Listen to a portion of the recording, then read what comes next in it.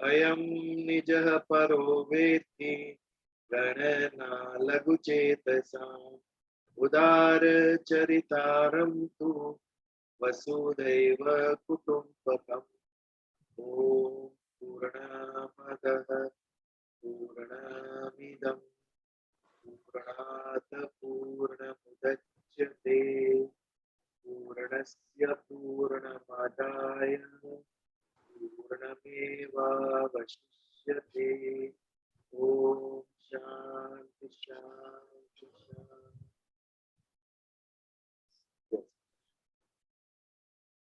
मनीष भाई शुरुआत। Okay. Thanks, Viral and Kunal, and of course Ishita also, but she is not there.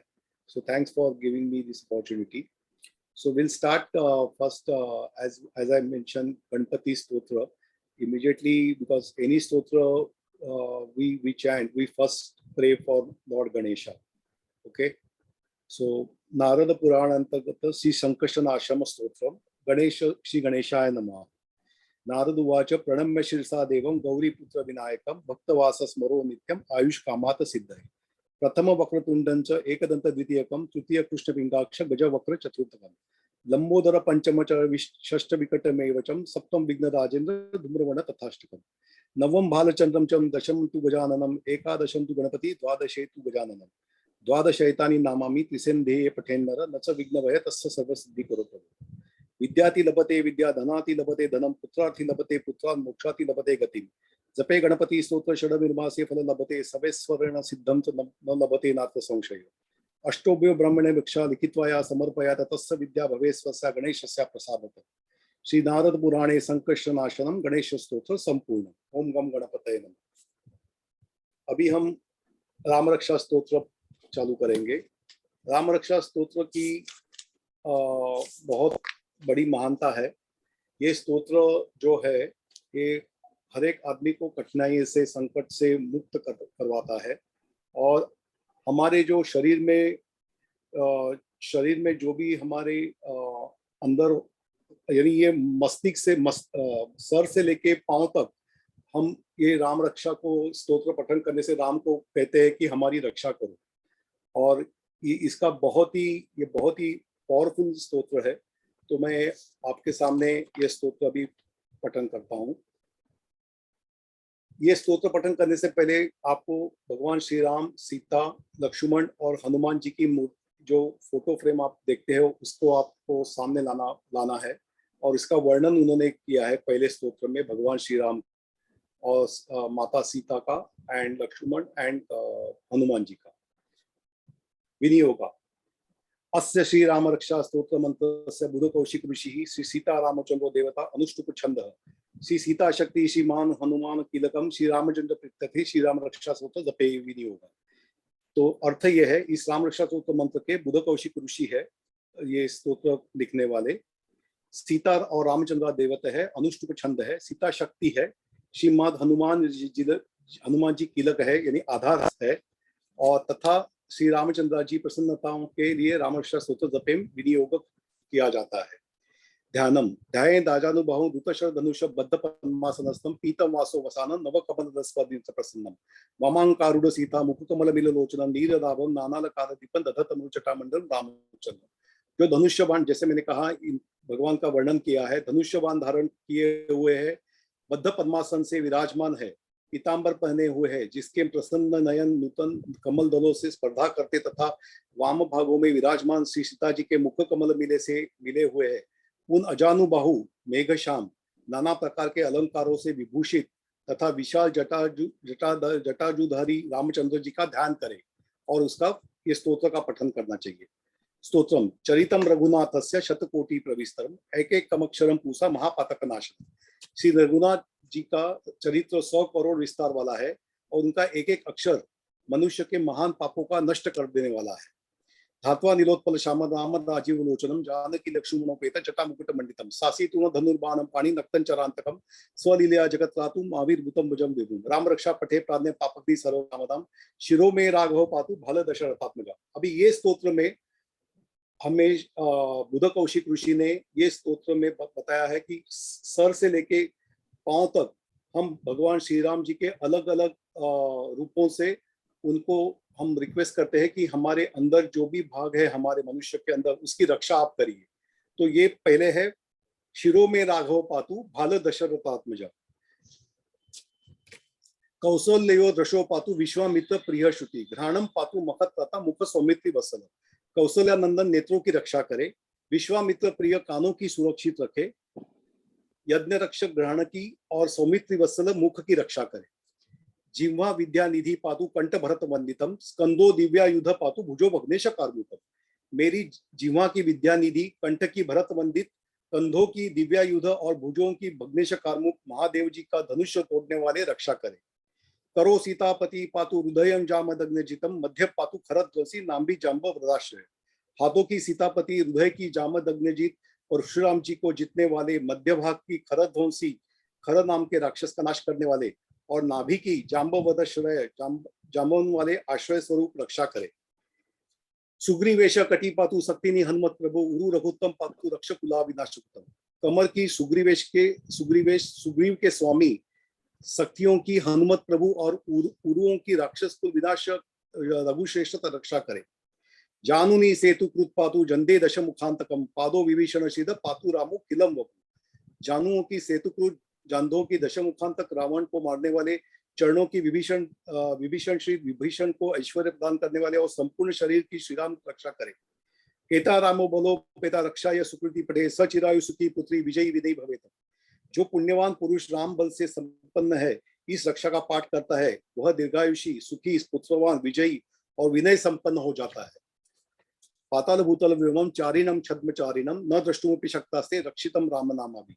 जो जीव पाताल पृथ्वी अथवा आकाश में विचरते हैं और जो छद्मवेश से घूमते रहते हैं, वो राम नाम से सुरक्षित पुरुष को देख भी नहीं सकते। रामेति राम भद्रेति रामचंद्रेति वा स्मरणं नरो न लिप्यते पापैर् मुक्ति मुक्तिं च विन्दति। क्या कुछ डिस्टर्बेंस हो रहा है क्या? Hello, okay okay. Ram Ram भद्र रामचंद्र इन नामों का स्मरण करने से मनुष्य पापों से लिप्त होता है और भोग और मोक्ष का प्राप्त कर लेता है। जगत जयते कमत्रेण राम नामाभिरक्षितम यः कंठे धारयते करस्ता सर्व सिद्धये। वज्र प्रचंडो नामेदम यो राम कवचम स्मरेत् भव्या हतात्मा सर्वत्र लभते जय मंगलम। अधिष्ट मान्यता स्वप्ते राम रक्षा इमाम हर तथा लिखित प्रबुद्धो बुध कौशिक। जो मनुष्य वज्र पंजर नामक इस राम कवच का स्मरण करता है, उसकी आज्ञा का कहीं उल्लंघन नहीं होता है और उसे सर्वत्र जय और मंगल की प्राप्ति होती है। श्री शंकर ने रात्रि के समय में, जैसा मैंने कहा, बुध कौशिक ऋषि को सपने में आके शंकर भगवान ने ये स्तोत्र का ज्ञान दिया हुआ है और उन्होंने ये लिख के रखा है मानव जाति के उद्धार के लिए। आराम कल्प वृक्षाणम विराम सकलापदम अभिराम स्त्रीलोकाना राम श्रीमान सन्नम प्रभु। तरुणो रूप संपन्नो सुकुमारो महाबलो पुंडरीक विशालक्षु चिरकृष्ण जी राम बलो। फलमूला शिनोन्दातो तापसो ब्रह्मचारिणो पुत्रो दशरथ स्थेतु भ्रातुरो राम लक्ष्मणो। शरण्यो सर्व संत्वाना श्रेष्ठो सर्व धनुष्पतम रक्ष कुल निहंतारो त्रायतनो रघुत्तम। आत्त सजधनुषा विशु स्पृशा वक्षया या शुभ निष्कर सन्निरो रक्षणाय मम राम लक्ष्मण वृद्धा परि सदैव गच्छताम। सन्नद्ध कौची खड्गी चाप बाणो धरो युवा गच्छनम मनोरथ साम राम पातु सा लक्ष्मणो। रामो दाशरथी शूरो लक्ष्मण मचुरो वरी काकुस्थम पुरुष पूर्ण कौशल्यो रघुत्तम। वेदांतो वेद्यो यज्ञेशम पुराण पुरुषोत्तम जानकी वल्लभ श्रीमानम अप्रमेय पराक्रम। इत्येत्यानि जपन नित्यम मद्भक्त श्रद्धयान्वित अश्वमेधारिक पुण्य संप्रानोति न संशय। राम दुर्वादर्शाम पद्माशपितवास संस्तुवन्ति नाम वृद्धिर्नति संसारिणो नर। राम लक्ष्मण पूर्वजम रघुवर सीतापति सुंदरम काकुस्थम करुणार्णव गुणनिधि विप्रत्यं धार्मिकम। राजेंद्र सत्यसंत दशरथ तनय श्यामल शांत मूर्ति मंदे लोकाभिरामम रघुकुल तिलक राघव रावणारि। रामाय रामभद्राय रामचंद्राय वेदसे रघुनाथाय नाथाय सीताय पतये नमः। श्री राम राम रघुनंदन राम राम श्री राम राम भरतग्रज राम राम। श्री राम राम रणकर्कश राम राम श्री राम राम शरण भव राम राम। श्री रामचंद्र चरणो मनसा स्मरामि श्री रामचंद्र चरणो वचसा गुणामि। श्री रामचंद्र चरणो शिरसा नमामि श्री रामचंद्र चरणो शरणं प्रपद्ये। माता रामो मत पिता रामचंद्र स्वामी रामो मत सखा रामचंद्र। सर्वस्व में रामचंद्र दयालु नान्य जाने नैव जाने न जाने। दक्षिणे लक्ष्मणो यस्य वामे तु जनकात्मजा पुरोतो मारुतो यशतं वन्दे रघुनन्दनं। लोकाभिरामं रडरगधीरं राजीव नेत्रदकुशनाथनं कारुण्य रूपं करुणाकरन्तं श्रीरामचन्द्रं शरणं प्रपद्ये।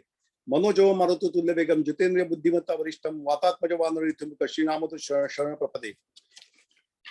कुजंतम नाम रामेति मधुरम मधुराक्षरम अरूय कविता शाखा वंदे वाल्मीकि कोकिलम आपदाम अपहर्तार दातार सर्व संपदाम लोकाभिरामम श्रीरामम भूय भूय नमाम्यहम् भजनम भवबीजानाम अर्जनम तव सुख संपदाम तर्जनम यमदूतानाम राम रामेति गर्जनम रामो राजमणि सदा विजयते राम रमेशम भजे रामेण भीता निशाचरचमु रामाय तस्मै नमः रामानास्ति परायणम परतरम रामस्य दासोऽस्मि रामे चित्तला सदा भवतु मे भू राम मां बुद्धर राम रामेति रामेति रमे रामे मनोरमे सहस्रनाम तंतुरम राम नाम वरानने। श्री महादेव जी ने पार्वती जी से कहा कि ये सुमुख राम नाम विष्णु सहस्र नाम के तुल्य है। मैं सर्वदा राम नाम इस प्रकार मनोरम राम नाम में रमण करता हूँ। इति श्री बुध कौशिक ऋषि विरचितम श्री राम रक्षा स्तोत्र संपूर्ण। Thank you. बहुत सुंदर। राम रक्षा स्तोत्र के बारे में एक थोड़ी जानकारी जो उस दिन भी हमने सत्संग के बाद में कही थी। तो बुद्ध कौशिक ऋषि कौन? बुद्ध कौशिक ऋषि यानी विश्वामित्र, वो भगवान राम के गुरु थे। कुश नाम के राजा के वंश में उनका जन्म हुआ था, इसके लिए कौशिक कहते हैं। कुश का वंशज कौशिक, बुद्ध कौशिक यानी विश्वामित्र जी। भगवान राम और लक्ष्मण के गुरु थे वे। राक्षसों से युद्ध करने के लिए बहुत ही छोटी आयु थी, फिर भी राजा दशरथ से अनुमति लेकर वो ले गए थे उन्हें, और उन्हें शस्त्र विद्या धनुर्विद्या ये सब सिखाया था। गुरु होते हुए भी ये एकमात्र स्रोत ऐसा होगा विश्व का कि जहाँ गुरु ने अपने शिष्य की स्तुति की है, जिसके अंदर जिन्होंने शिष्य की स्तुति कहते हुए स्तोत्र की रचना करी। विश्वामित्र जैसे राजर्षि ऋषि ने भगवान राम के गुणगान करे। ऐसा ही राम रक्षा स्तोत्र। समय कम था, इसके लिए थोड़ा जल्दी मनीष भाई ने ये समझाया, लेकिन यदि स्लोली हम ये समझते हैं तो भी समझने जैसा है। बहुत सुंदर स्तोत्र है। yes. हमारे प्रत्यक्ष सत्संग चलते हैं, उसमें हम हमेशा अध्याय का पठन करने के पहले कोई स्तोत्र पढ़ते हैं। जैसे अभी नारायण उपनिषद चल रहा है, 20 श्लोक है नारायण उपनिषद के, तो हम प्रार्थना करने के बाद नारायण उपनिषद पढ़ते हैं। उसके बाद भगवत गीता के जो श्लोक चलते हैं वो कुछ श्लोक का पारायण करते हैं और उसके बाद सत्संग का आरंभ करते हैं। वैसे नारायण उपनिषद के बाद हम लोग राम रक्षा स्तोत्र भी ले सकते हैं। बहुत लंबा है तो थोड़ा थोड़ा हम पढ़े, नॉट नेसेसरी रोज पूरा पढ़े, थोड़ा थोड़े भी पढ़ सकते हैं। बहुत ही सुंदर स्तोत्र। धन्यवाद मनीष भाई का, जिन्होंने राम रक्षा में सुनाया। आगे बढ़े अभी हम। यस। भगवत गीता अध्याय 3 कर्म योग, एक बहुत ही बड़ा श्लोक जिसे ईश्वर का सिद्धांत हम कह सकते हैं, उसका आरंभ किया हमने पिछली बार। वो पूर्ण नहीं हुआ है, इसके लिए उसका आज पूर्णाहुति हम करेंगे। पिछली बार हमने देखा मयि सर्वाणि कर्माणि संन्यस्याध्यात्म चेतसा निराशीर निर्ममो भूत्वा युध्यस्व विगतज्वर। बहुत सुंदर। भगवान ने अपना सिद्धांत बताया इस श्लोक। हमें क्या करना चाहिए? अर्जुन को कहा मयि सर्वाणि कर्माणि, आपके सभी कर्म मुझे समर्पित कर दो, आपके सभी कर्म मुझे अर्पण कर दो। हमारी क्या भूल होती है? सब कुछ अपने सिर पे लेकर घूमते हैं। मैंने ये नहीं किया, मैंने वो नहीं किया, मुझसे ये होगा कि नहीं, कल क्या होगा, परसों क्या होगा। This results into stress. हमारे तनाव का कारण हम स्वयं है। भगवान को भूल गए, कुछ तो भगवान को करने को दो। भगवान ने जन्म दिया है हमें, ब्रह्मा जी ने सृष्टि की रचना की है, तो सब कुछ उन्होंने प्रोवाइड किया है हमारे लिए। हवा में ऑक्सीजन दिया है, बादल में पानी दिया है और पृथ्वी में अन्न दिया है। उतना ही नहीं, हमारी सुख सुविधा के लिए मेटल्स भी दिए, सोना दिया है, हीरे दिए है, लोहा दिया है, तांबा दिया है, ऑयल दिया है, सब कुछ दिया है भगवान। कितने सुंदर फल दिए हैं वृक्ष के ऊपर। And the best part, he doesn't charge, कोई बिल भी नहीं आता है। अडानी और टाटा का पावर का बिल आता है। भगवान सूर्य 4 बिलियन ईयर से प्रकाश देते हैं, ऊर्जा देते हैं, लेकिन एक बार भी बिल नहीं भेजा है। तो भगवान माता पिता है। माता पिता खाना खिला के रात को डिनर के बाद बिल नहीं देते, होटल में बिल आता है, माँ बिल नहीं देती है। भगवान माता पिता की जगह पे ब्रह्मा जी ने कहा सहयज्ञ प्रजा सृष्टवा पुरोवाच प्रजापति, आप वृद्धि करो, प्रसव विद्येष्वम, वृद्धि करो आप, और वृद्धि के लिए जो भी सामग्री है, इष्ट काम दुख, वो सब मैं प्रदान करूंगा। भगवान ने सब दिया है। भगवान माता पिता की जगह पे है, हमारे रक्षण और पोषण के लिए उन्होंने सब प्रबंध करके रखा है। तो फिर मैं मेरे सिर पे लेके क्यों चलता हूँ? कल क्या होगा? कल बहुत अच्छा होगा। भगवान ने कहा केवल तू कर्म कर, यज्ञ प्रजा, यज्ञार्थ कर्म करो, निस्वार्थ भाव से अपना कर्तव्य करो, क्योंकि एक का कर्तव्य है, ये दूसरों का अधिकार है। और देखो आप स्ट्रेस फ्री हो जाओ, सब अपने सिर पे लेकर मत चलो। तो मई सर्वाणि कर्माणि, मुझे समर्पित कर दो। संन्यस्याध्यात्म चेतस, अध्यात्म चेतस, चेतस यानी मन, चित्त, जिसके मन में चित्त में अध्यात्म बसा हुआ है, वो अध्यात्म चेतस। हमारे मन में क्या बसा हुआ है? अपने आप से पूछो। रात को सोते वक्त मन में क्या विचार आते हैं? सुबह उठते ही मन में क्या विचार आते हैं? भगवान के विचार आते हैं, मैं कौन हूँ ये विचार आते हैं, मैं मनुष्य हूँ, मुझे आगे चल के क्या करना है जीवन के साथ, इसके विचार नहीं आते। आज क्या खाना पीना है, कहाँ घूमने जाना है, क्या शॉपिंग करना है, आदमी होंगे तो क्या रुपया कमाना है, क्या नया बिजनेस करना है। पॉलिटिक्स क्या हुआ आज देश में, देखते हैं कौन सी पार्टी ने क्या डिक्लेयर किया। इंटरनेशनल, पुतिन ने क्या किया आज, बाइडेन ने क्या किया। सिर्फ मुझे मेरे जीवन के साथ क्या करना है उस पर विचार कर। तू कौन है और तुझे कहाँ पहुंचना है, इसके ऊपर विचार। ये विचार नहीं है, क्योंकि हम अध्यात्म चेतस नहीं है। जो अध्यात्म चेतस है वो अपने आप को सबसे पहले कर, मैं कौन हूँ इसकी समझ आएगी, उसके बाद ही मुझे क्या करना है इसकी समझ आएगी। हु एम आई इसकी समझ नहीं, मैं कौन हूँ इसकी समझ नहीं है, तो मुझे क्या करना है इसकी समझ कहाँ से आएगी। अध्यात्मता जिसके मन में विचार और विवेक आत्मा के, परमात्मा के, ऐसा व्यक्ति अध्यात्म चेतस। अर्जुन के मन में क्या बसा हुआ है? परिवारवाद, मोह बसा हुआ है, ज्ञान बसा हुआ है, कायरता बसी हुई है उसके मन में।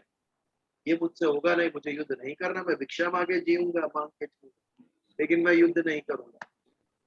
ये सब उसके मन में भरा हुआ है। इसके लिए भगवान कहते हैं मुझे डर है ना कि पाप लगेगा, ये डर निकाल दे, तेरे जितने भी कर्म है सभी मुझे समर्पित कर और तू मुक्त हो जा। हमें भी भगवान इशारा कर रहे हैं, संकेत दे रहे हैं इस श्लोक से।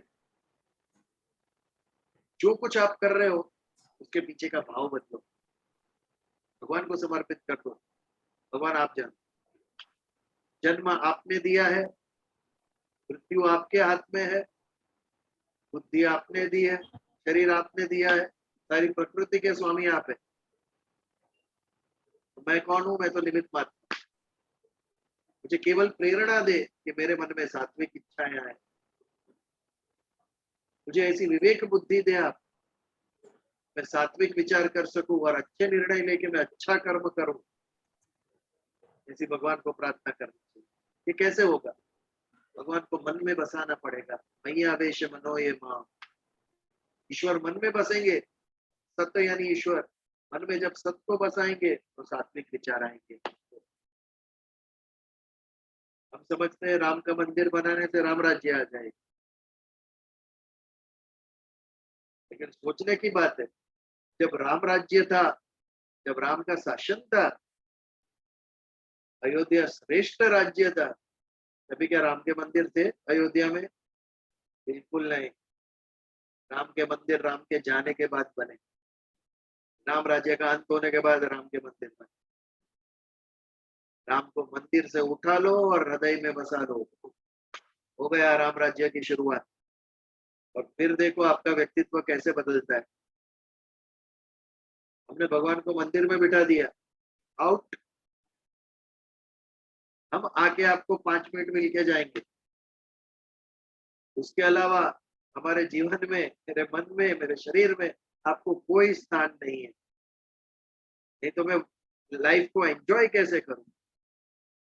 भगवान आके गिल्ट, हमें ग्लानि उत्पन्न होगी, भगवान है मैं कैसे करूंगी? मुझे लाइफ एंजॉय करनी है, इसके लिए भगवान को शरीर में से निकाल के, देह में से, मन में से निकाल के मंदिर में बिठा दिया मैं, और मैं ब्रह्म में हूं कि राम राज्य आ जाएगा मंदिर बनाने से राम का?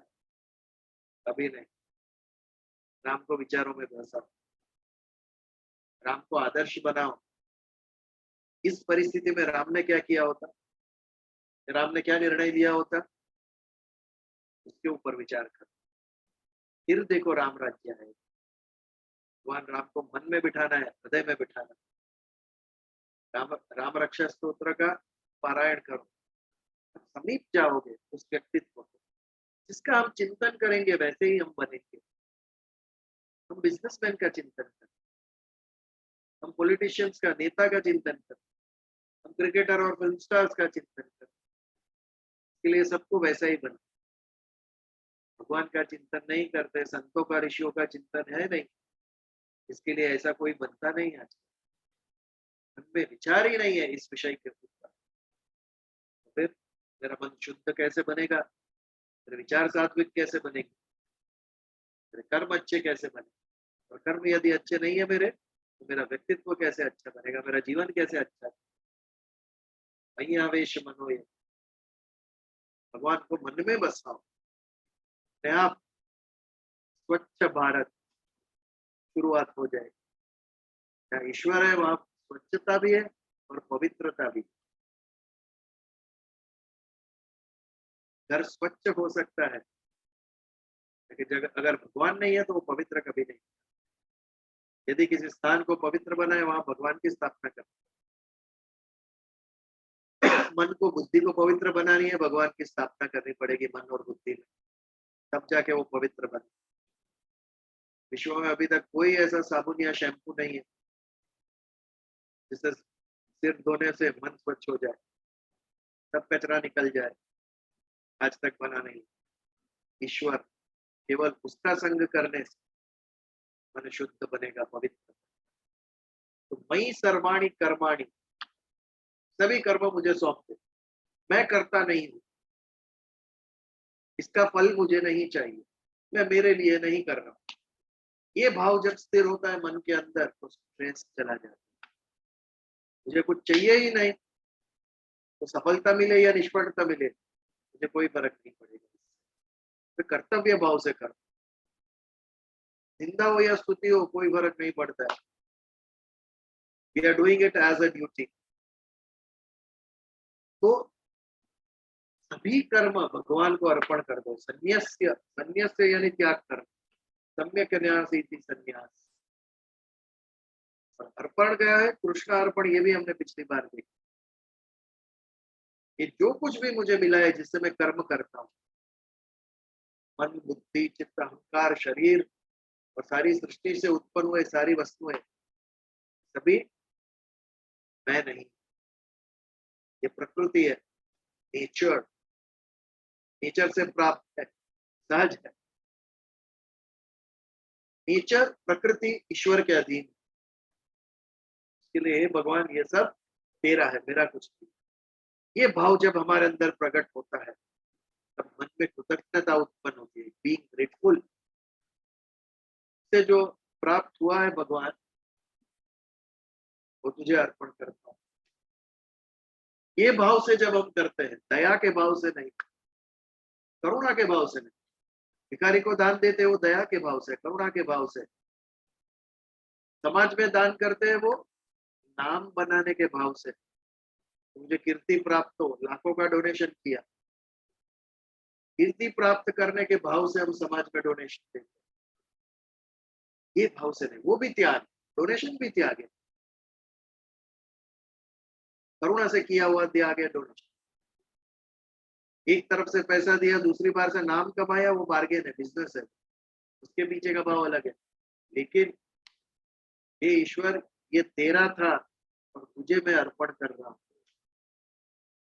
ये भाव से जब होता है तुझे वापस दे रहा हूँ, वो अर्पण। इसके लिए कृष्णार्पण को बहुत महत्व दिया गया। जब मन में ये स्थिर होता है, मैं नहीं ईश्वर तू, वासुदेव सर्वम, ये भाव जब स्थिर होता है तब हम कृष्णार्पण करते हैं। जब ये मन के अंदर स्थिर होता है तो तुझसे उत्पन्न हुआ है ईश्वर और ये तुझे वापस दे रहा है, तो कृष्णार्पण कहा जाता है। तो ये सिद्धांत भगवान ये श्लोक में कह रहे हैं, मयि सर्वाणि कर्माणि संन्यस्याध्यात्म चेतसा। पहले तो मन में आध्यात्मिक भाव का निर्माण कर, मैं आत्मा हूं, मैं परम आत्मा का अंश हूं, शरीर सृष्टि का अंश है, एक समष्टि यानी सृष्टि और एक व्यष्टि यानी व्यक्ति, वो दोनों एक है, आत्मा और परमात्मा एक है, दोनों भिन्न है। ये समझ जिसमें आई वो अध्यात्म चेतस। ये समझ आने के बाद अपने आप सृष्टि से उत्पन्न होने वाली वस्तुओं, व्यक्ति, परिस्थिति, उसके प्रति का हमारा आकर्षण कम होता है, मन से राग द्वेष कम होता है। जब मैं ये हूं ही नहीं तो उसके प्रति आकर्षण कैसे, ये भाव हमारे अंदर, इसके द्वारा संन्यास का भाव उत्पन्न होता है। फिर सरलता से, सुगमता से त्याग संभव है। आज त्याग संभव क्यों नहीं है? क्योंकि हमें राग है वस्तुओं के ऊपर, इसके लिए कुछ हम छोड़ नहीं सकते। जब उस वस्तु के प्रति हमारा राग कम हो जाएगा, अट्रैक्शन, महत्व, अट्रैक्शन, आकर्षण कम हो जाएगा, तब उसका त्याग सहज हो जाएगा, अपने आप हो जाएगा, हमें उसका प्रयास करना नहीं पड़ेगा उसके विषय में। तो मयि सर्वाणि कर्माणि संन्यस्याध्यात्म चेतस निराशीर निर्ममो भूत्वा। भूत्वा यानी होना, तो कैसा बन? निराशीर और निर्ममो, दो चीजें, एक आशा और एक ममता। आशा यानी कामना, यानी इच्छा। इच्छा में किस बात की होती है? सोचने का विषय है, किस बात की इच्छा होती है? यदि मैं पूछूं तो इच्छा किस बात की होती है? Anybody? What do we desire? इच्छा क्यों होती है? उसके पीछे दो कारण है। पहला कारण, जिसका अभाव है उसकी इच्छा। जब बहुत भूख लगी होती है तब क्या इच्छा होती है? खाना खाए। कोई कहेगा चलो वॉक के लिए जाना है, रुको भाई पहले खा लूं, खाने की इच्छा होगी। और क्या इच्छा होगी? जो सबसे पसंद है वो खाने की इच्छा होगी। पहले खाना है और बाद में क्या खाना है जो सबसे ज्यादा पसंद है उसकी इच्छा होती है।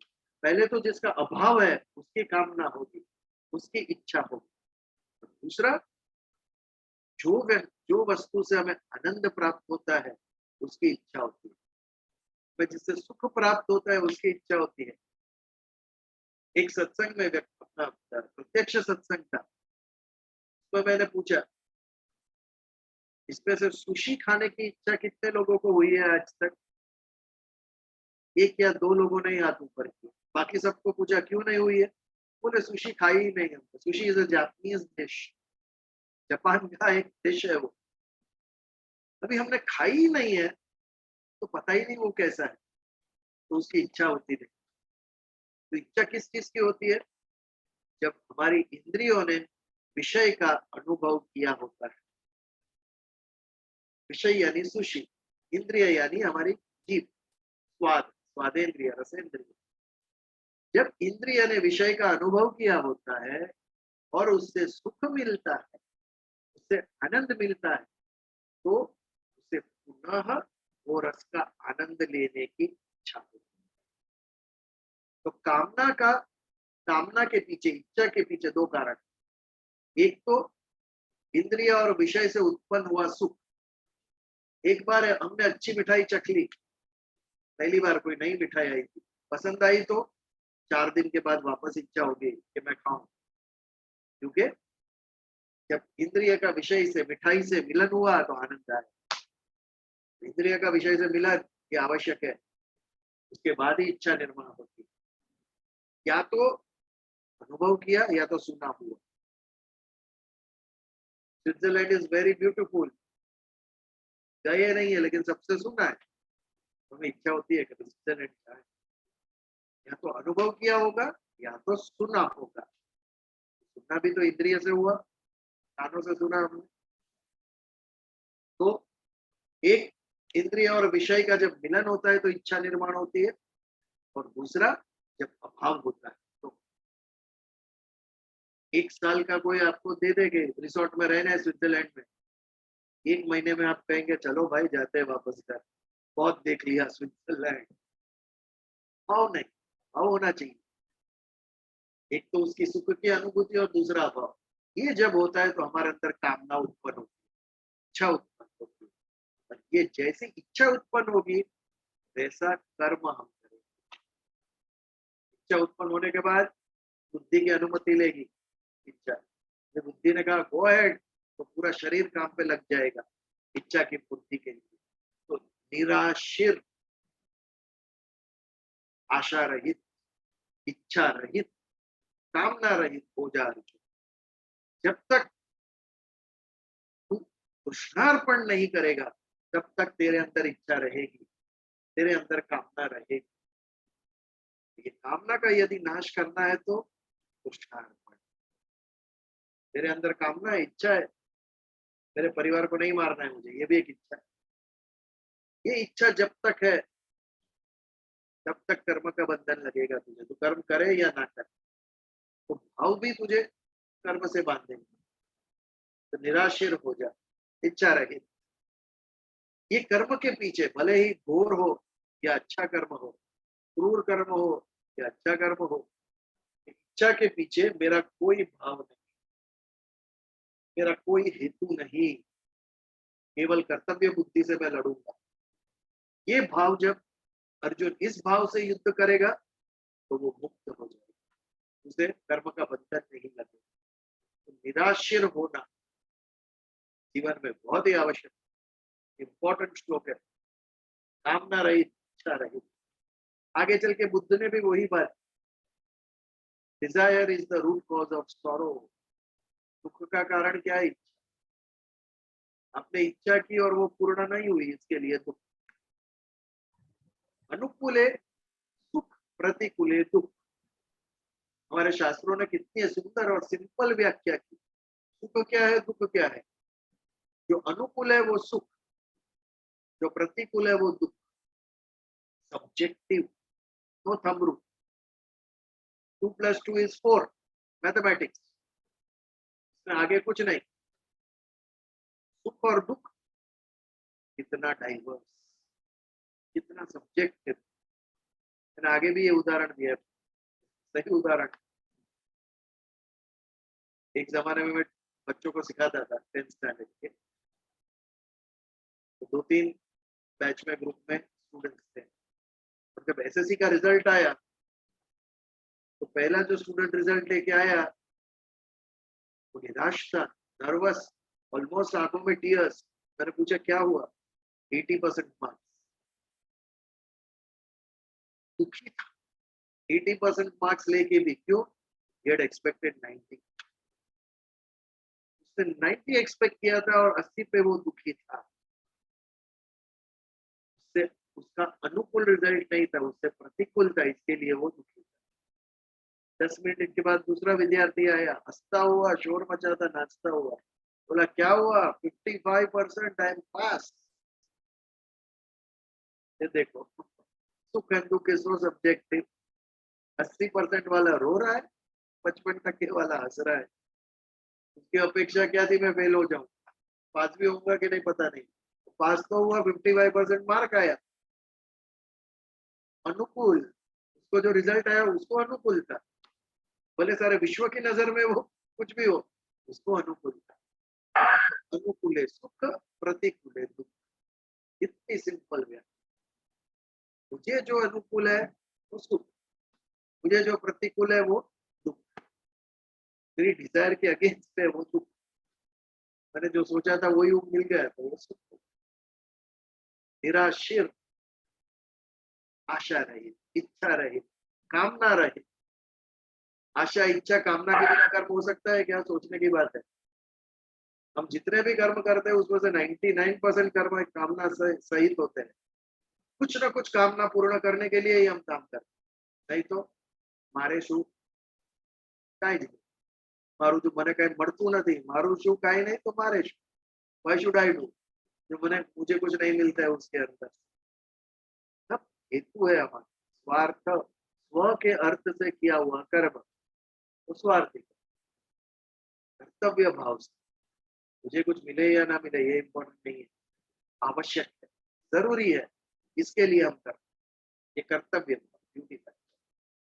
आशा रहित कर्म अर्जुन, निराशिर, आशा रहित कर्म कर, without expectation, without desire, without इच्छा। निराशिर और निर्ममो, ममो यानी मम, मम यानी मैं, मम तत्व यानी मेरा, ये मेरा है और किसी का नहीं, ये ममता।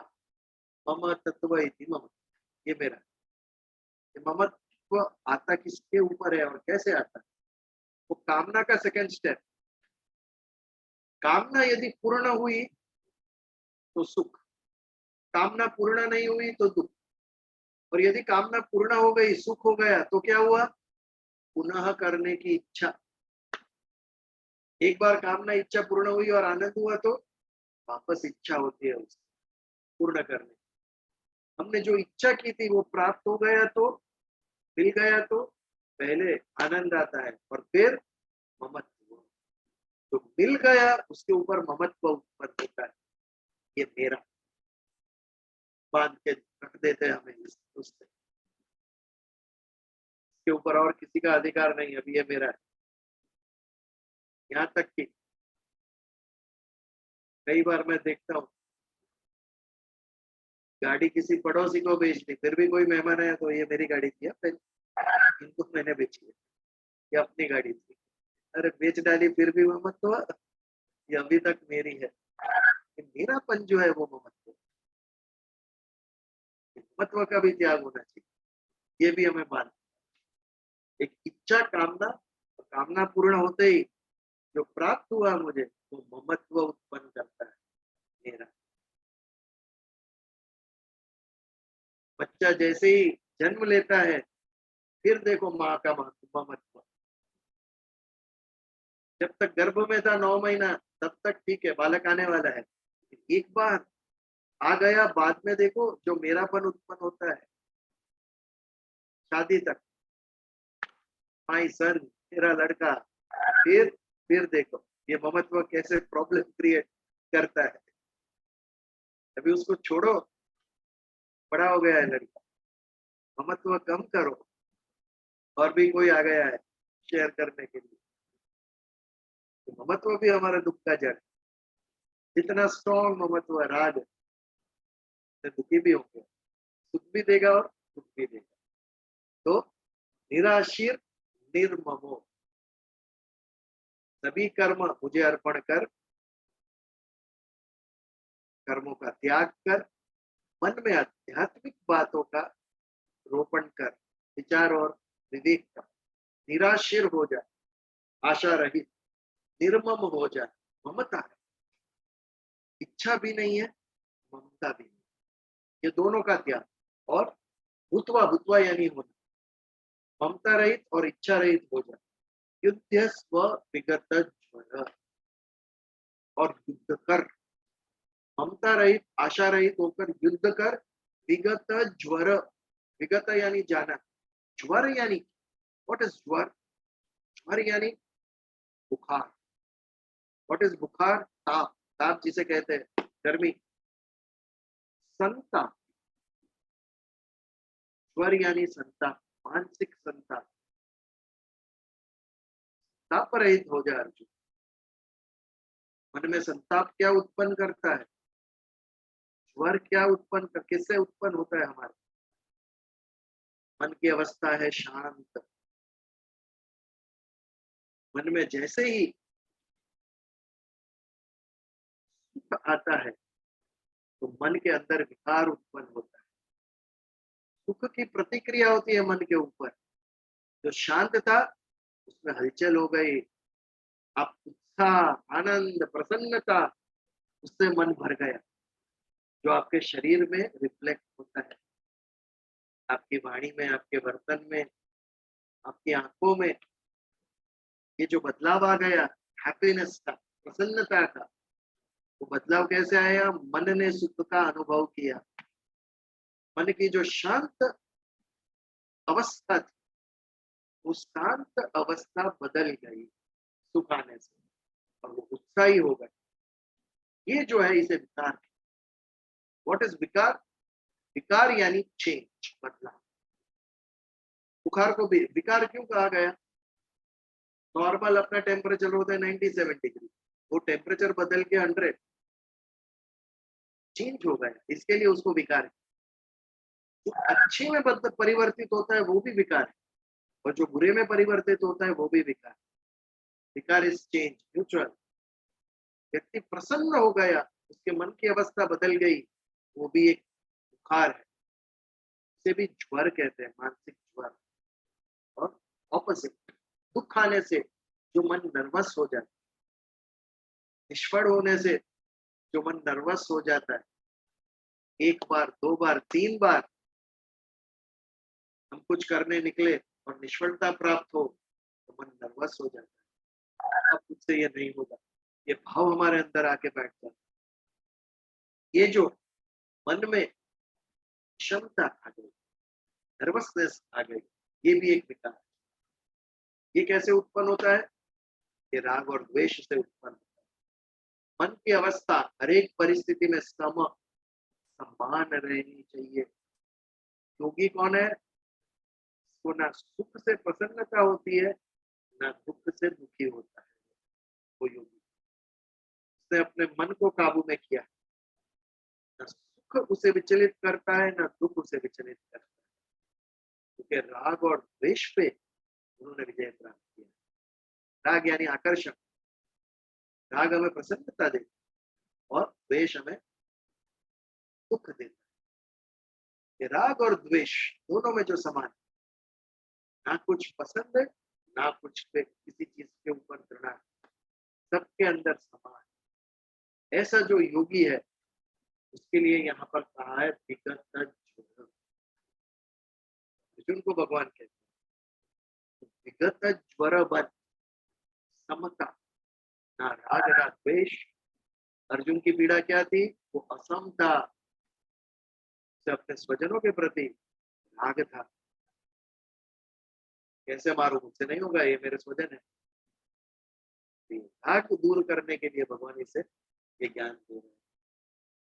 तो विरागी बन, वैरागी बन, ये तुझे करना ही है। यदि तेरा राग बीच में आ गया तो सर्जन है, सिटी का श्रेष्ठ सर्जन देश का, उसके उसके परिवार से किसी का भाई क्या बच्चे का ऑपरेशन करना है और वो कहे कि हाथ कांपेगा, मुझसे नहीं होगा, तो कैसे चलेगा? तो बचाएगा कौन? राग को दूर कर और अपने कर्तव्य भाव से कर। निराशीर निर्ममो विगत ज्वर। तेरे राग और द्वेष दूर कर, समता लेके आ तेरे अंदर, और मैं कर रहा हूं ये भाव निकाल दे। ये जो भी कर रहा हूं भगवान आपके लिए कर रहा हूं, कि मेरे सभी कर्म आपको समर्पित है ईश्वर।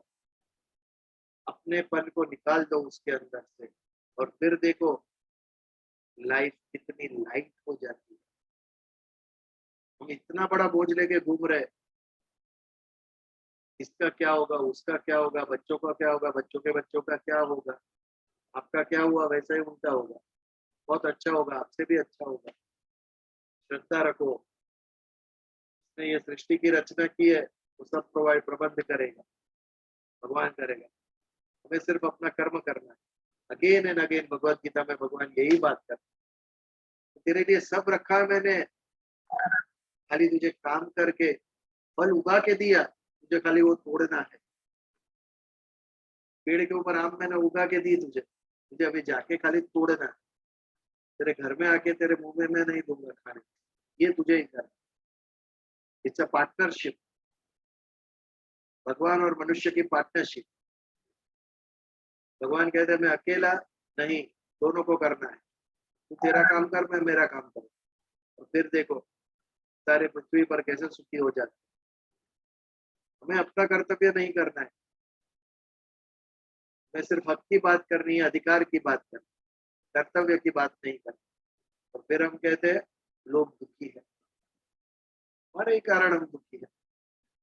सही ज्ञान से हम दूर हो गए, जो हमारे अंदर के मनुष्यत्व भाव थे, उसे जो विकसित करते थे, वो ज्ञान से हम दूर हो गए और भौतिक ज्ञान के पीछे पड़ गए।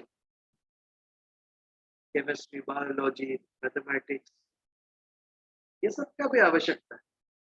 जब तक जीवन है तब ये सभी ज्ञानों का आवश्यकता है, लेकिन जो मूलभूत ज्ञान है, अध्यात्म चेतस, जो हमारे सुख और दुख, हमारे एटीट्यूड का कारण है, जो सही एटीट्यूड डेवलप करता है, हमारा वृत्ति डेवलप करती है, वही ज्ञान से हम विमुख हो गए। इसके लिए सभी भौतिक सुख होते हुए भी मैं दुखी हूँ, because my attitude is wrong. जीवन के प्रति मेरी जो वृत्ति है वो ठीक नहीं, कि मैं अध्यात्म चेतस क्या है ये नहीं समझा। मेरे मन में केवल भौतिकता भरी हुई, ये चाहिए, वो चाहिए, ये मिलना चाहिए, ये अभी तक नहीं है। बैलेंस, शरीर के लिए कितना करना है ये हमें आना चाहिए, और इससे आगे कितना टाइम मन, बुद्धि और चित्त अहंकार के उन्नति के लिए देना है, आत्मा की मुक्ति के लिए देना है। बैलेंस करना आना चाहिए हमें जीवन, तभी जाके सुख उत्पन्न होगा, राइट एटीट्यूड डेवलप होगा, एक राइट पर्सपेक्टिव, जीवन को कैसे देखा जाए, एक ही चीज को कैसे अलग दृष्टिकोण से देखा जाए, ये डेवलप होगा। तो 30वें श्लोक का समापन करते हैं यहाँ पर। मयि सर्वाणि कर्माणि संन्यस्य आध्यात्म चेतसा निराशीर निर्ममो भूत्वा युध्यस्व विगत ज्वर। निराशीर हो, निर्मम हो और विगत ज्वर होके युद्ध में लग जा, केवल तेरा कर्म कर। अगेन एंड अगेन भगवान अर्जुन, हमें भी यही उनसे समझना है, हमें भी हमारा कर्म कर। अर्जुन को युद्ध का कर्म प्राप्त हुआ था, वो कर रहा था, हमें जीवन में जो प्राप्त कर्म हुआ है हम वो कर्म करें हमारी समझ के लिए। तो यहाँ पर हमारे 30वें श्लोक का समापन करते हैं, और वैसे 10:30 भी बज गए। आज के श्लोक के ऊपर यदि कोई विचार, चर्चा या प्रश्न हो तो we can take it for 2 minutes, anything, या फिर हम प्रार्थना। कोई प्रश्न या किसी को चर्चा करनी हो तो मोस्ट वेलकम।